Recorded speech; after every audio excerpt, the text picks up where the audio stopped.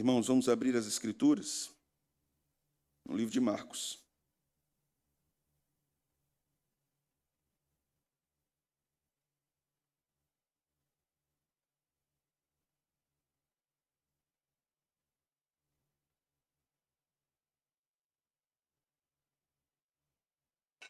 Marcos capítulo 10. Nós vamos ler do verso 17 até o verso 31.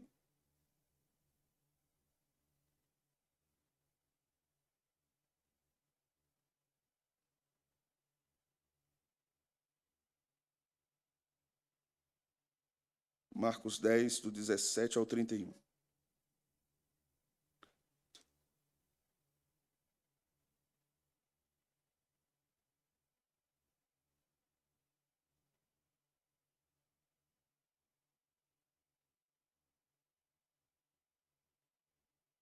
Diz a palavra de Deus. E pondo-se Jesus a caminho, correu um homem ao seu encontro e, ajoelhando-se, perguntou-lhe: Bom mestre, farei para herdar a vida eterna? Respondeu-lhe Jesus: Por que me chamas bom? Ninguém é bom senão um, que é Deus. Sabes os mandamentos: não matarás, não adulterarás, não furtarás, não dirás falso testemunho, não defraudarás ninguém. Honra teu pai e tua mãe. Então ele respondeu: Mestre, tudo isso tenho observado desde a minha juventude. E Jesus, fitando, o amou e disse: Só uma coisa te falta. Vai, vende tudo o que tens, dá-o aos pobres, e terás um tesouro no céu. Então, vem e segue-me.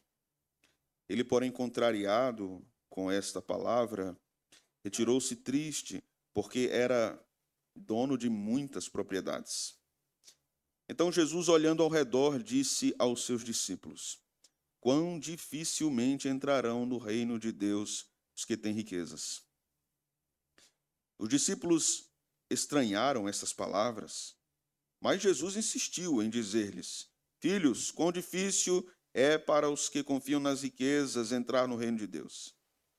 É mais fácil passar um camelo pelo fundo de uma agulha do que entrar um rico no reino de Deus. Eles ficaram sobremodo maravilhados, dizendo entre si: Então quem pode ser salvo? Jesus, porém, fitando neles o olhar, disse: Para os homens é impossível, contudo, para Deus, não para Deus, porque para Deus tudo é possível. Então Pedro começou a dizer-lhe: Eis que nós tudo deixamos e te seguimos. Tornou Jesus: Em verdade vos digo que ninguém há que tenha deixado casa, irmãos, irmãs, ou mãe, ou pai, ou filhos, ou campos, por amor de mim e por amor do evangelho, que não receba já no presente o cêntuplo de casas, irmãos, irmãs, mães, filhos, campos, com perseguições, e no mundo por vir a vida eterna. Porém, muitos primeiros serão últimos, e os últimos serão primeiros. Amém. Senhor, pedimos que mais uma vez o Senhor fale conosco por meio da Tua palavra. Que os nossos corações estejam abertos e as nossas mentes atentas à Tua voz. E que sejamos mais uma vez transformados, alcançados pela mensagem de Marcos. É o que nós te oramos nessa noite, no nome de Jesus. Amém. Podem sentar, irmãos. Meus irmãos, Marcos 10 é uma grande sessão, como nós temos visto estes últimos meses, sobre o discipulado cristão. Aprendemos muitas coisas aqui desde o começo desse capítulo e agora estamos chegando na metade dele, praticamente. Ainda há muita coisa para aprendermos aqui, mas estamos chegando num ponto importante, um ponto incômodo. Na verdade, todos os pontos anteriores são muito incômodos, porque Jesus começa a desfazer uma série de compreensões equivocadas que os judeus tinham a respeito de muitas coisas.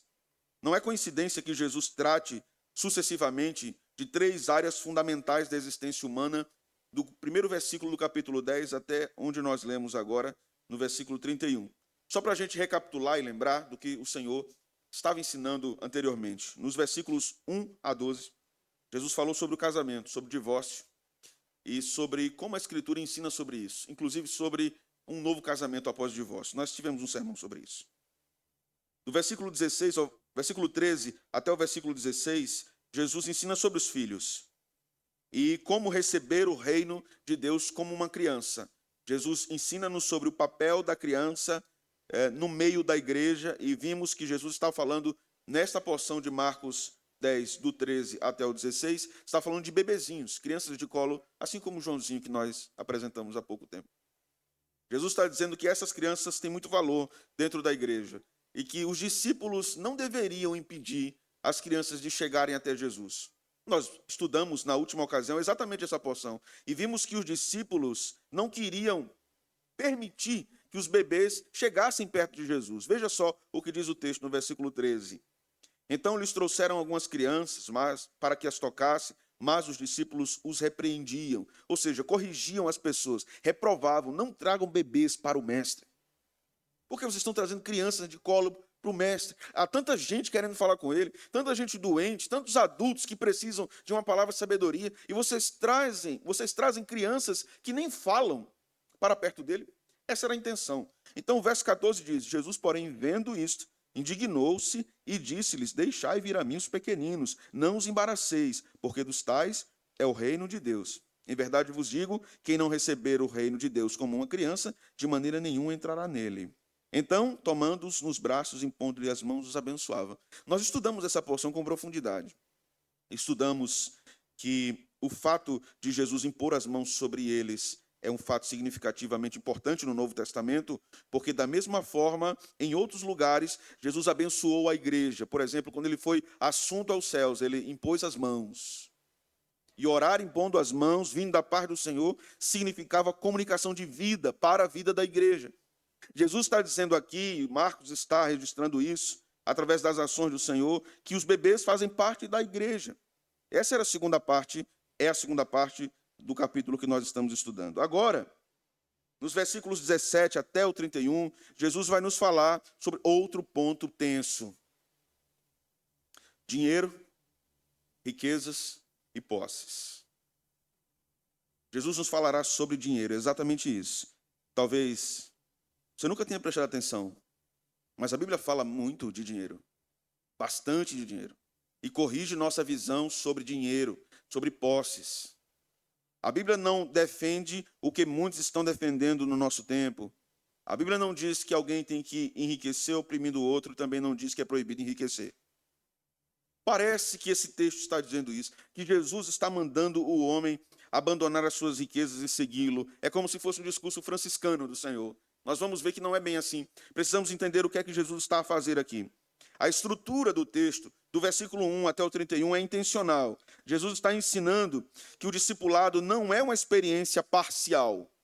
Seguir Jesus é uma experiência integral, completa. O reino de Deus alcança todos os relacionamentos, todas as nossas ações, a família, casamento, filhos e também bens materiais. Isso quer dizer, meus irmãos, que Cristo reivindica a autoridade sobre todas as esferas da nossa vida. Cristo reivindica a autoridade sobre o nosso dinheiro. Cristo diz: eu devo ser o Senhor do seu dinheiro.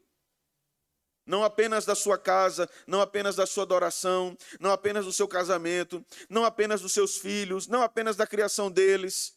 Eu quero ser o Senhor do seu dinheiro. A grande pergunta do Senhor para nós nessa noite é: estou sendo o Senhor do seu dinheiro? Ou você é Senhor do seu dinheiro? Isso é incômodo. Vocês concordam? É muito incômodo. Afinal, quem trabalha sou eu e quem ganha o dinheiro sou eu. Então o dinheiro é meu? Eu faço o que eu quero com o meu dinheiro? Não. O dinheiro é dele. O dinheiro é do Senhor. Tudo é dele. A vida cristã vai nos mostrar isso. Além disso, meus irmãos, existe um contraste importante aqui entre as crianças do episódio anterior e o jovem rico.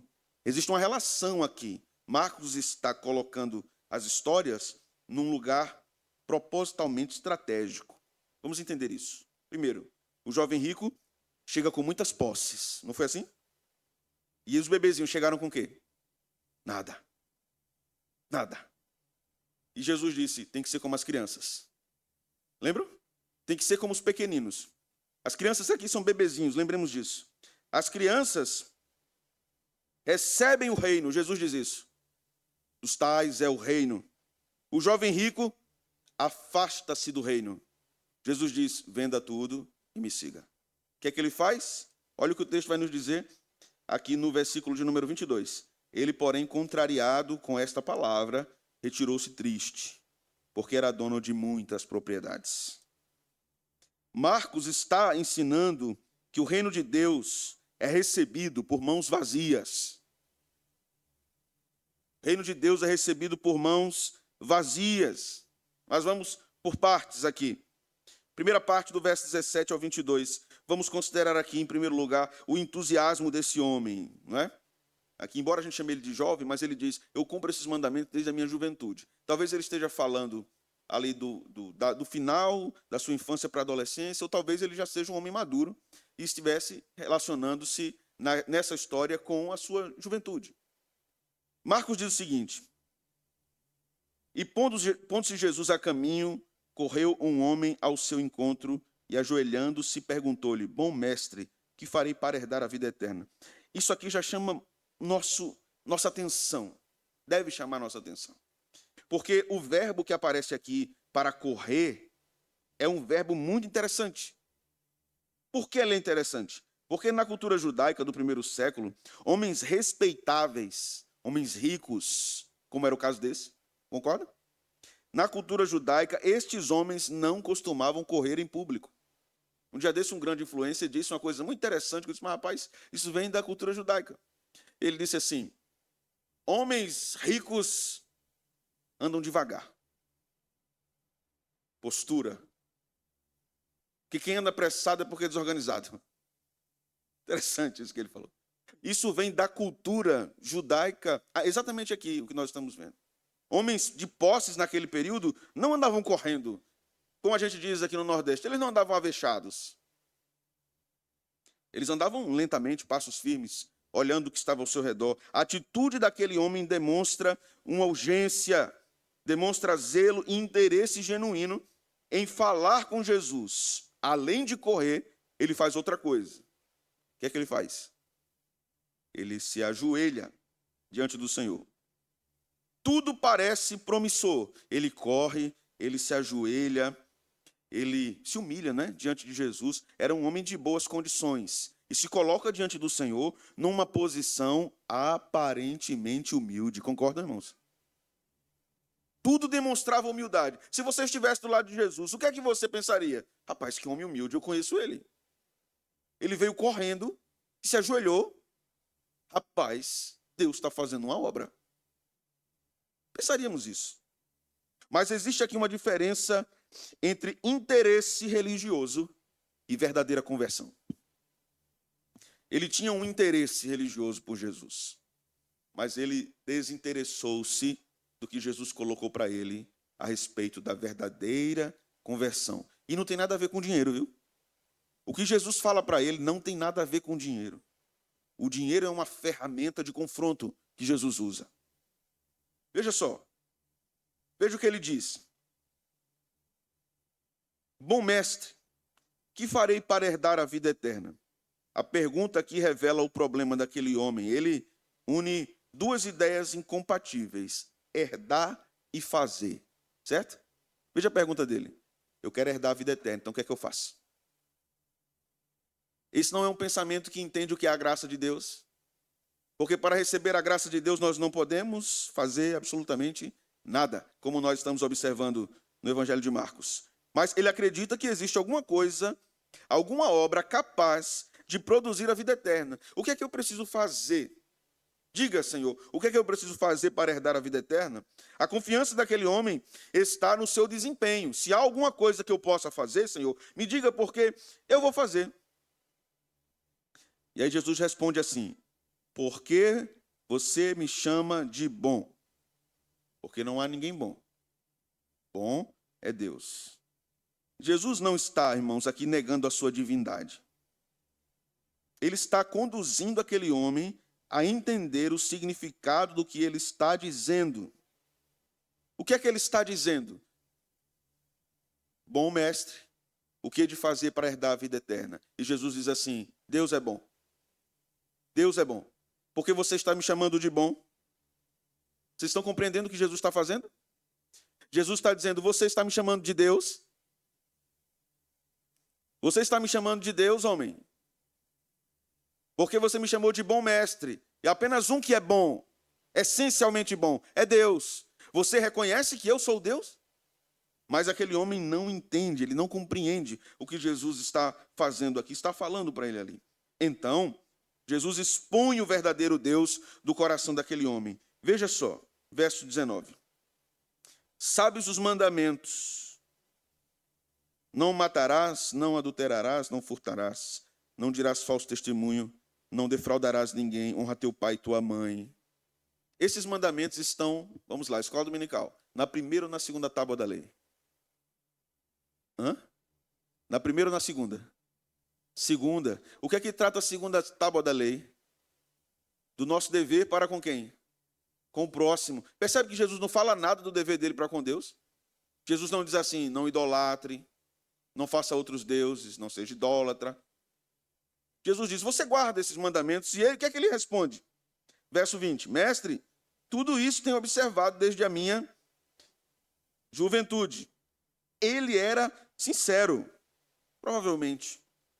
Era um homem moralmente correto, certo? Eu faço isso. A minha vida social é reta. Ele era religiosamente exemplar. Ele era um judeu.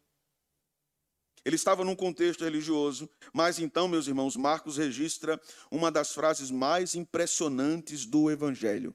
Essa é uma das frases mais impressionantes do Evangelho. Primeira frase do verso 21. E Jesus, fitando-o, o amou. Impressionante isso. Impressionante. Jesus, fitando-o, o amou. O verbo aqui vem de ágape, que revela o amor genuíno de Cristo por uma criatura. Cristo, olhando para ele, o amou. Mas o amor de Jesus não produz tolerância ao pecado. Certo? O amor de Jesus não produz tolerância ao pecado. O amor de Jesus produz confrontação. Quando Jesus demonstra amor por seu povo, Jesus confronta seu povo. Já percebeu? Jesus denuncia o pecado.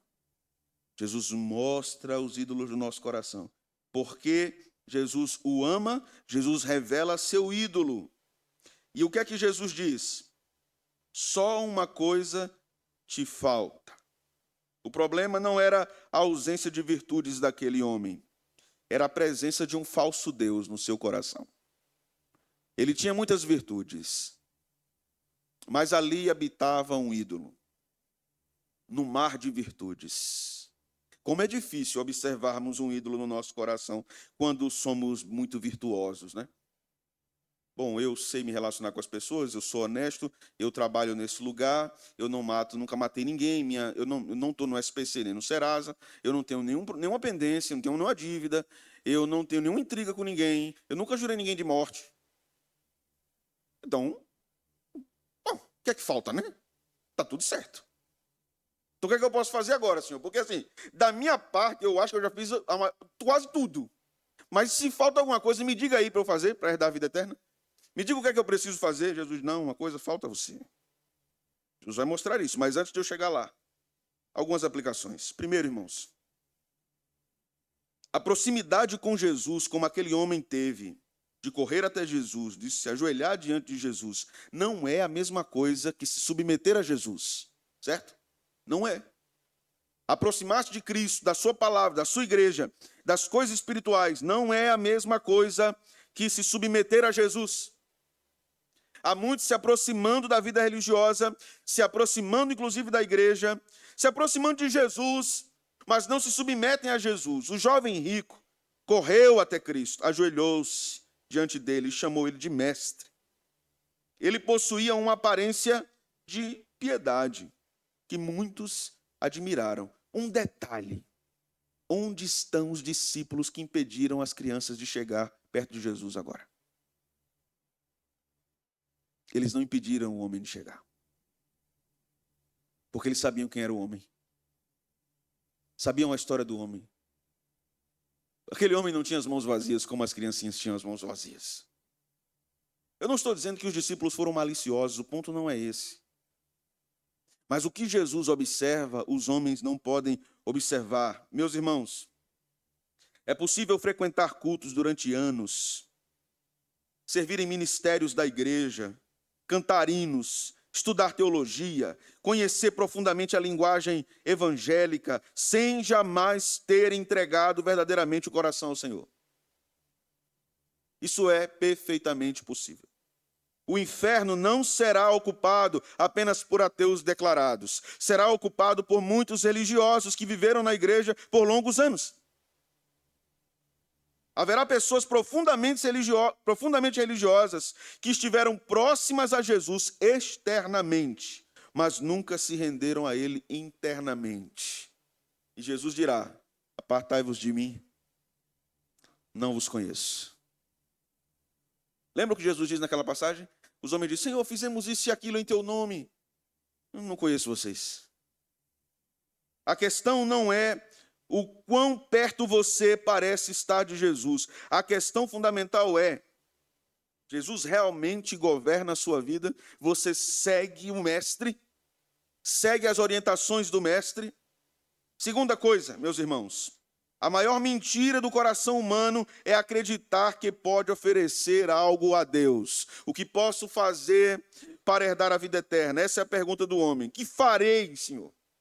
O que é que eu posso fazer? O homem natural sempre procura algo dessa natureza. Apresentar alguma coisa diante de Deus. E o que é que esse homem apresenta? Vamos lá. Primeiro, moralidade, ok? Sim, pode marcar aí. Segundo, religiosidade, ok? Sim, pode marcar aí. Terceiro, conhecimento, ele tinha, ok, pode marcar aí. Quarto, boas obras, ele tinha isso ou não? Tinha, pode marcar aí. Ele tinha tudo isso, mas, irmãos, o evangelho não foi dado para pessoas melhorarem. O evangelho é dado para que as pessoas sejam salvas.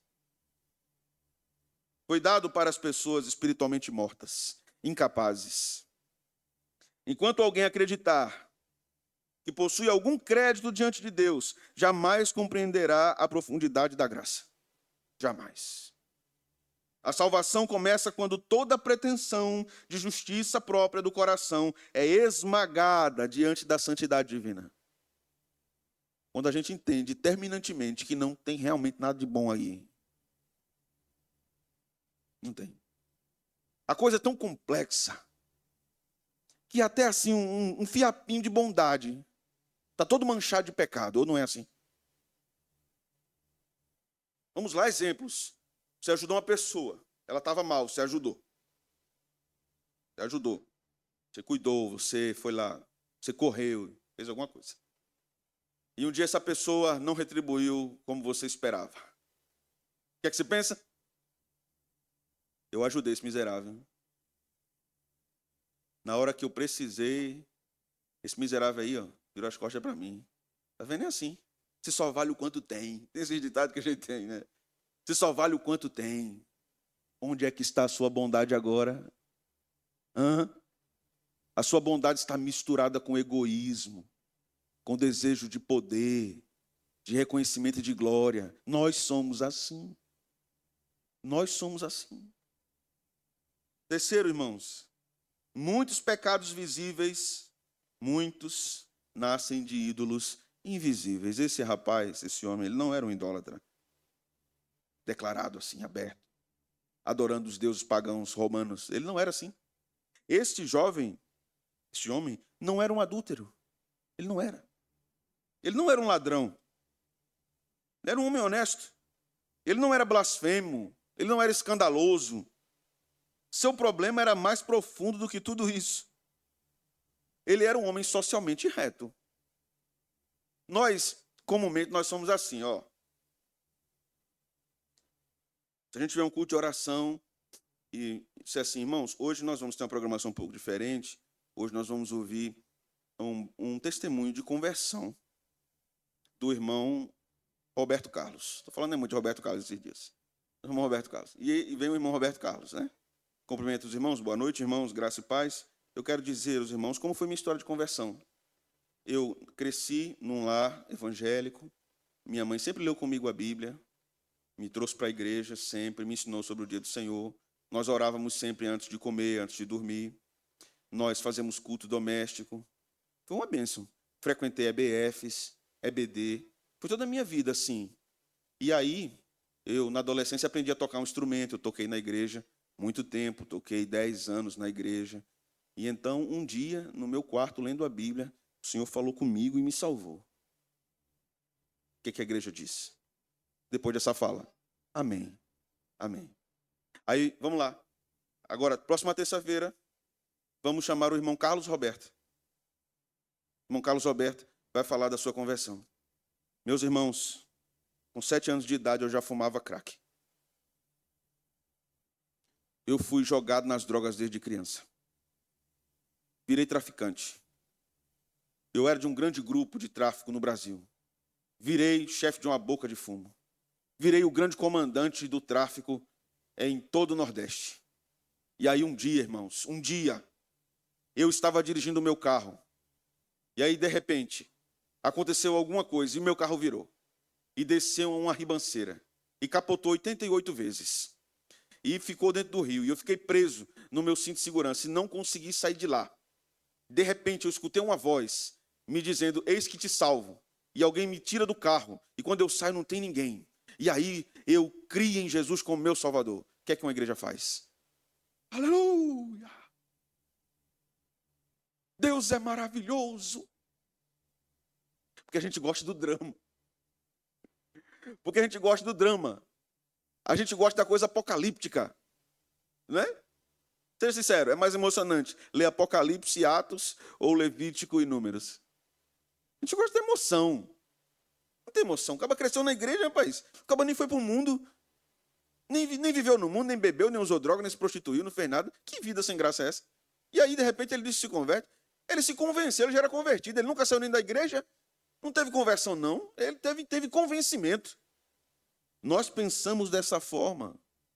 Porque pensamos que pessoas moralmente corretas são justas. E não é assim que a Bíblia apresenta o Evangelho. Pessoas moralmente corretas também são depravadas no seu pecado. Muitos pecados que enxergamos externamente são apenas sintomas de adoração errada internamente. Observe. Alguns adoram o dinheiro. Você já viu? Sim. Outros adoram o reconhecimento. Conhece alguém assim? Gostam de ser reconhecidos. Outros adoram ter o controle das coisas. Outros adoram a segurança. Precisam de segurança. Mas Deus não examina apenas aquilo que fazemos, que é externo, que aparece para outros. Ele examina aquilo que amamos. Aquilo que amamos. Porque alguém, veja só, como é sutil isso. Você tem uma pessoa que se observa, ela ama dinheiro, é um avarento. Aí você tem aquela outra bem caridosa. Não, eu não tenho apego a essas coisas. E aí ela diz assim, no seu íntimo, está precisando de ajuda? É quanto? R$300? Me mande seu Pix. Fazer o Pix. Depois manda o comprovante. Deus abençoe. Aí quem recebeu diz assim, Deus lhe dê em dobro. Aí quem mandou diz, amém. Amém. Eu darei, porque eu sei que Deus me abençoará. Deus me alcançará com a sua bondade. Isso pode ser piedade verdadeira, mas pode não ser. Eu posso estar dentro do contexto da lei da barganha. E eu ajudo porque Deus fará por mim. É fato que Deus cuida de quem ajuda o próximo. É um fato.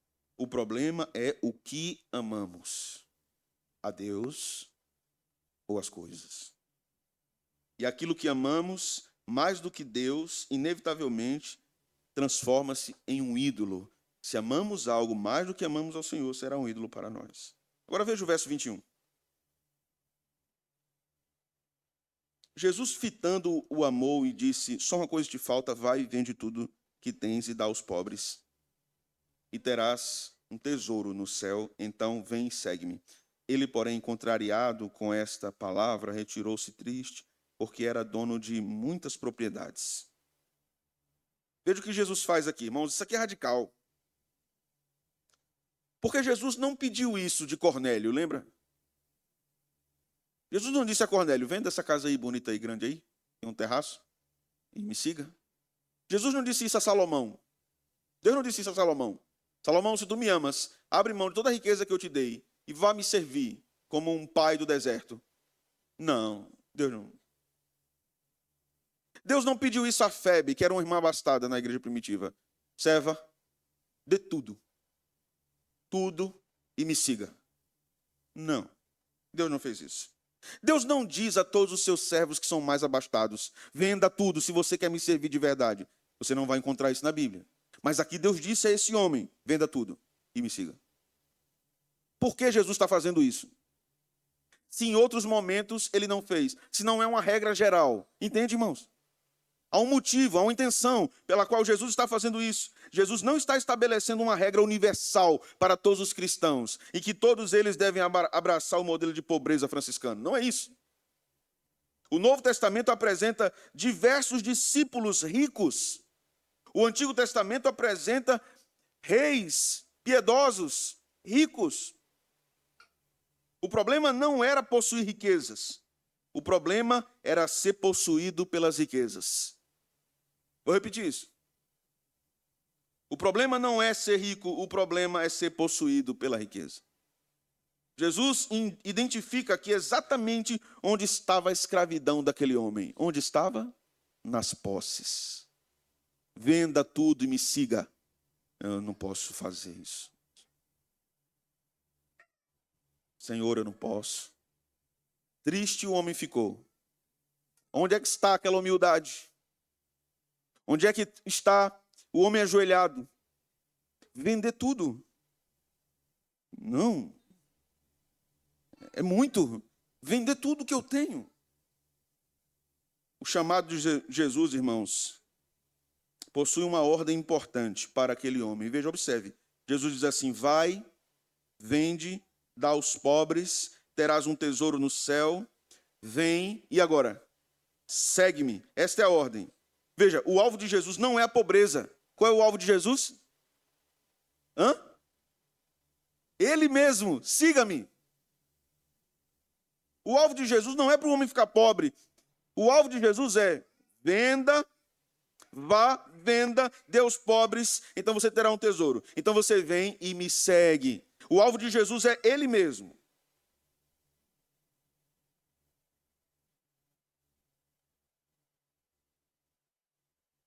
A renúncia é importante aqui para ganhar a verdadeira riqueza. O caminho é seguir Jesus. Mas veja a tragédia do texto. Ele, porém, contrariado com esta palavra, retirou-se triste. O verbo aqui, que chama a nossa atenção, descreve um semblante sombrio, abatido. Contrariado é isso. O semblante dele caiu, ele ficou destruído. Sabe quando você dá uma notícia péssima a alguém?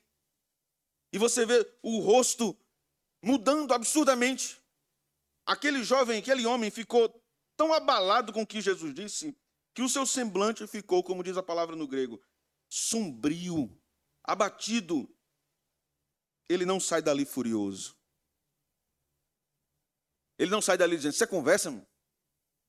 Ele sai dali triste, porque seu coração está dividido. Ele deseja a vida eterna, mas rejeita o que Jesus recomenda. Ele deseja continuar com as suas riquezas e não seguir Jesus, porque quem controlava ele não era Jesus, eram as posses. Meus irmãos, Cristo sempre tocará justamente na área que você deseja preservar. Sabe? Esse homem não enriqueceu ilicitamente. Não há indicativos no texto disso. Ele não era um cobrador de impostos, como Mateus era. A sua riqueza era legítima, era honesta. Jesus tocou justamente onde ele queria preservar mais. O homem provavelmente aceitaria muitas outras exigências religiosas de Jesus tranquilamente. Se Jesus dissesse, você vai ter que orar. Lá no Monte Hermon, no Monte da Transfiguração, onde eu me transfigurei. Ele dizia, eu vou. Eu vou. Você vai ter que jejuar. Eu vou jejuar. Quantos dias o senhor quer? 40? Feito Moisés? Se Jesus dissesse, você vai ter que dar ofertas, eu dou. Diga para quem é? Tem a chave Pix? Eu dou as ofertas. Você tem que ir mais para o culto na sinagoga. Ah, Senhor, tá tranquilo. Quantos dias o senhor quer que eu vá? Todo dia? Vou. Quem vai está aqui. Tenho condição para isso. Não, Jesus não toca nisso. Jesus toca exatamente no ponto de tensão. No ponto que ele não queria entregar. Cristo continua fazendo o mesmo hoje, meus irmãos. Ele conhece os nossos compartimentos secretos. Ele conhece os sótãos da sua vida, os porões da sua vida. Ele conhece aquele potinho que você guarda. Ele conhece. Temos de entender isso. Todos nós temos áreas assim. E dizemos, Senhor, qualquer coisa, menos isso. Não é? Senhor, qualquer coisa, menos isso. Para alguns, isso pode ser o dinheiro. Para outros, um relacionamento. Para outros, uma carreira. Para outros, a autonomia, a independência. O verdadeiro teste do discipulado de Jesus não está naquilo que entregamos facilmente. Esse não é o teste. O teste é aquilo que resistimos a entregar. Que não queremos entregar. Que não queremos dar. E o Senhor estava testando aquele jovem e está nos testando também. O que é que você não quer entregar? Qual é o compartimento? O que é que está dentro? O que é que Jesus está dizendo? Faça isso. Vá e faça. Depois venha e siga-me. O problema, irmãos, nunca é aquilo que possuímos, mas, repito, aquilo que nos possui. As riquezas daquele homem haviam se tornado sua fonte de identidade. Sem a riqueza, entende? Ele perderia sua identidade. O que eu vou fazer?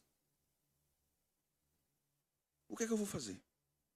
Perderia sua segurança. Perderia sua esperança. Já ouviu aquelas histórias, muitas, né, que nós já ouvimos, de alguém que trabalhou a vida toda em uma área da vida e aí se aposentou e morreu? Já viu? Que a pessoa perdeu o significado da vida, já viu isso? E agora, eu não vou mais não, hein? Eu vou trabalhar hoje não? Como é que eu vou? Aí morre. Porque o significado da vida contraiu-se a tal ponto de que se misturou uma atividade profissional com a sua identidade. Jesus está nos ensinando o seguinte: o que você faz, o que você tem, são bênçãos. Mas a sua identidade deve ser cristã, baseada em mim.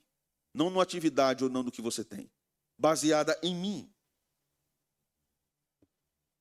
Muitos acreditam que são livres de várias formas, mas na verdade são escravos. Vamos lá. Botar o dedo aqui na ferida ainda mais e apertar. O seu humor depende de quanto você tem lá na conta. Depende de quanto você tem lá. Bem-aventurado é aquele que está liso e consegue sorrir. Não é? Bem-aventurado. Tem 10 centavos aqui na minha conta, mas eu estou feliz com Jesus. Bem-aventurado é este, né?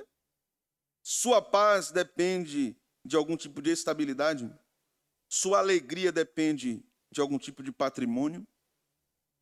Sua segurança depende do que você pode garantir. Quando algo criado para nós, ou por nós, passa a fornecer aquilo que somente Deus deveria fornecer, então, irmãos, a idolatria já está acontecendo há muito tempo. Terceiro lugar aqui, nessa parte. O que você se recusa a perder revela aquilo que você realmente adora. O que você se recusa a perder revela aquilo que você realmente adora. O jovem estava diante de Deus, mesmo assim escolheu as riquezas. Veja só, ele estava diante do Salvador. Observe, claro que para nós isso é muito mais fácil hoje, olhando de fora assim, né? Mas ele estava diante do Salvador e disse, não posso. Não posso deixar essas coisas para seguir o Senhor. Ele sabia quem era Jesus, irmãos. Ele sabia. Isso aqui nos obriga a fazer uma pergunta mais uma vez, desconfortável para o nosso próprio coração. Se Deus removesse hoje determinada coisa de sua vida, hoje, você sentiria que perdeu o próprio sentido da existência?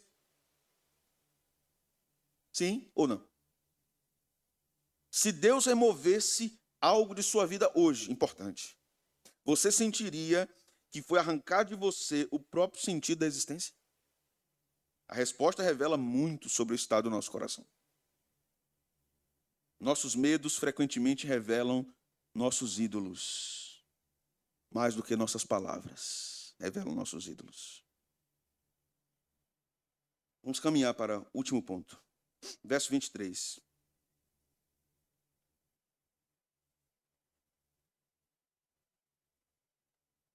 Então Jesus, olhando ao redor, diz agora aos seus discípulos: quão dificilmente entrarão no reino de Deus os que têm riquezas. Você já entendeu que o ponto de Jesus aqui não é o dinheiro? Já entendeu? O ponto de Jesus aqui é onde o coração está. O verso 24. Os discípulos estranharam essas palavras. Eu acho que ele será, se fosse nordestino, né? Puxa. Gente, o que é isso que ele está dizendo? Como assim, rapaz?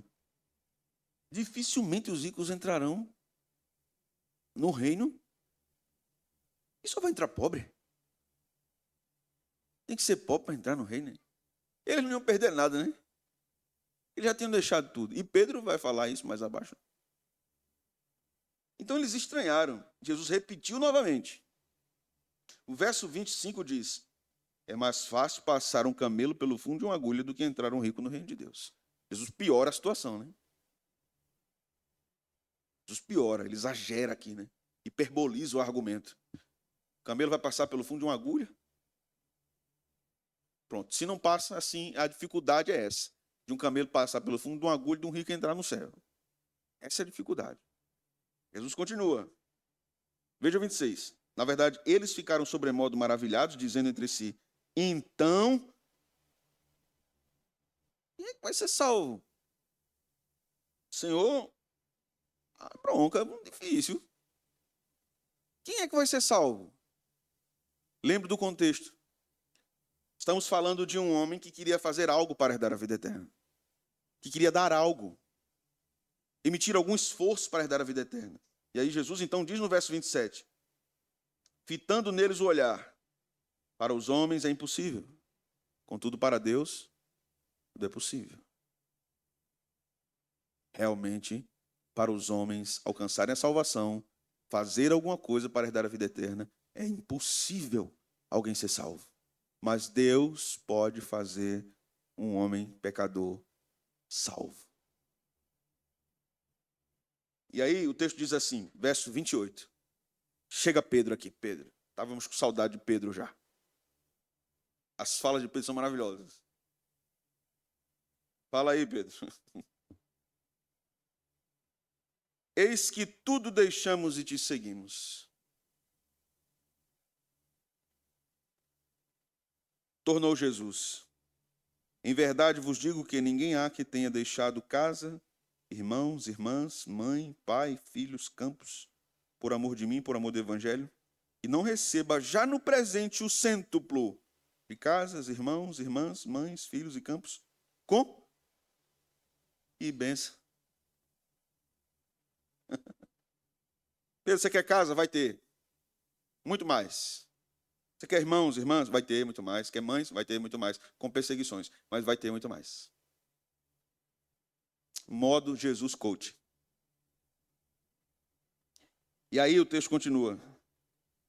Porém, muitos primeiros serão últimos, e os últimos serão os primeiros. Aqui, meus irmãos, coisas importantes.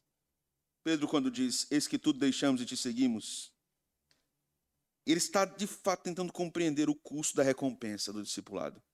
Certo, o homem não deixou as riquezas para te seguir.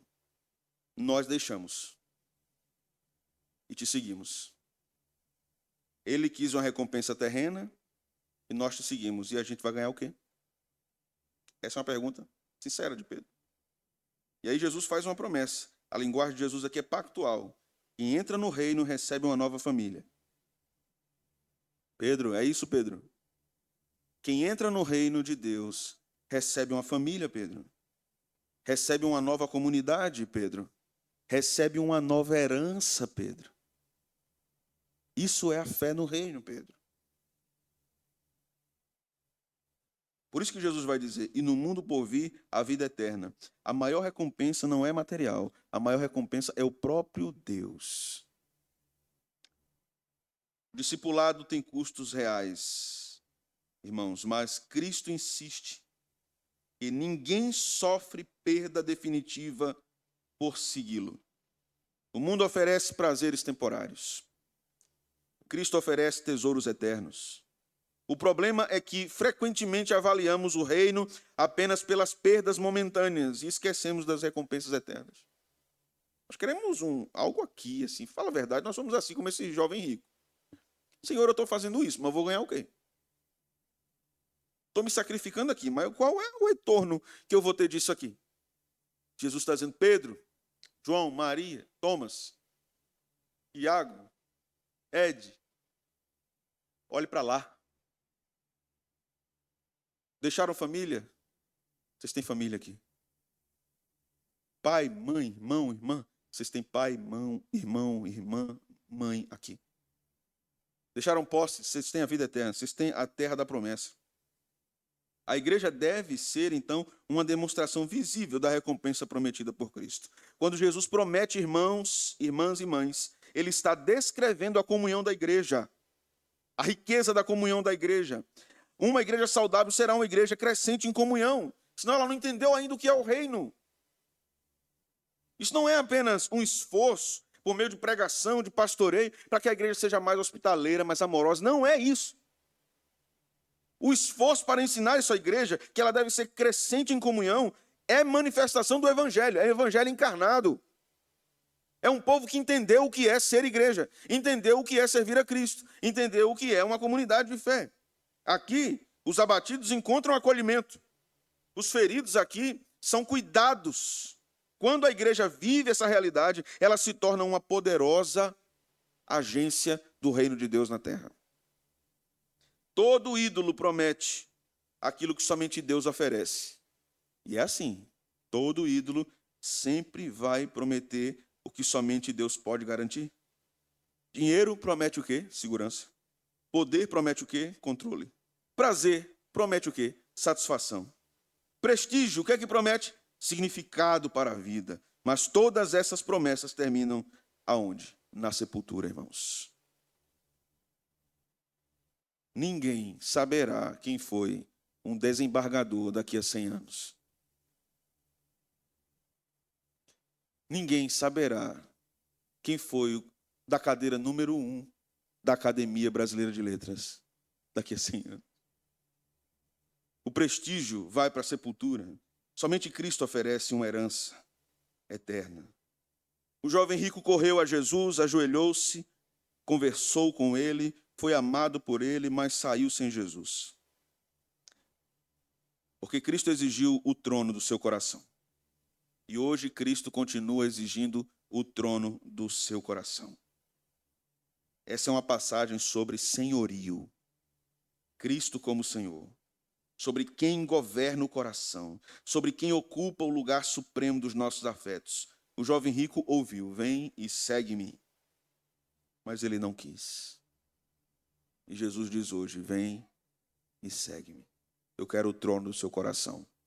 Tudo ou nada. Como dizia Sérgio Pimenta. Tudo ou nada. Pega ou larga de vez. Escuta essa música, Sérgio Pimenta. Tudo ou nada. Pega ou larga de vez. Ou vem ou não vem.